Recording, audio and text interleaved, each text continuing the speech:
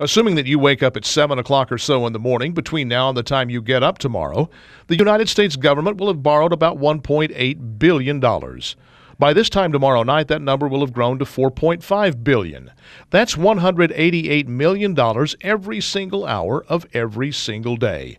The money to pay all this debt back can come from only two places. The government can confiscate it from the economy in the form of taxes, or it can conjure the money out of thin air. One kills economic growth, the other kills existing wealth. Neither will work for any length of time. This is not an ideological argument. If you spend more than you earn, if you borrow more than you can pay back, you will go broke, no matter how you vote. The Republicans want the looming need to increase the federal debt limit tied to meaningful reductions in spending. The Democrats are shamelessly demagoguing. How this argument turns out will tell us an awful lot about our future. Be assured that the entire world is watching. That's my word. What's yours? Go to youtellmetexas.com and you tell me.